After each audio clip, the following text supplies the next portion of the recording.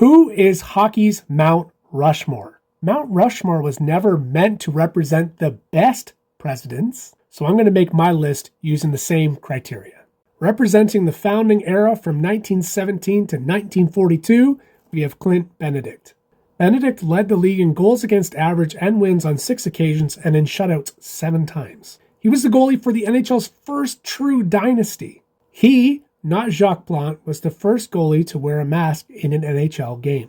And his biggest contribution to the game is he is the reason why goalies are allowed to drop to their knees. Before him, you would take a penalty for it. He refused to adapt to that, and they changed the rules for him. His 189 career wins is super impressive considering most of his career, he played under 30 games a year. For our original 6 era from 1942 to 1967, we have Maurice Rashard. The Rocket is the first player ever to score 50 goals in a single season, and he's also the first player ever to score 500 goals in a career.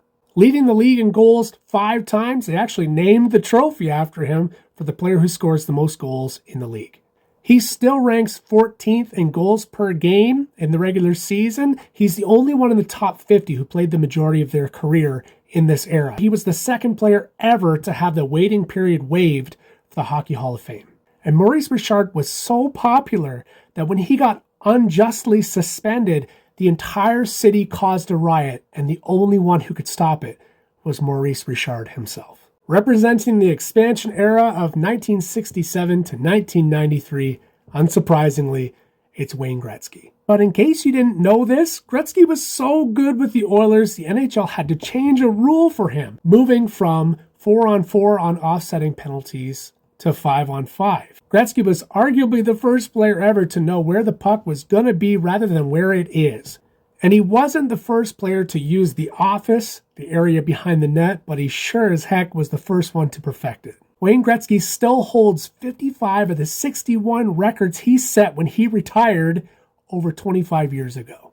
And representing the modern era from 1993 to present, we have Sidney Crosby. But he's arguably the best two-way player in the history of the league who hasn't won a trophy for it. He's arguably also the most consistent player ever. He's never failed to score under a point a game in a single season. And if you average out his points over an 82-game season, he's got over 100.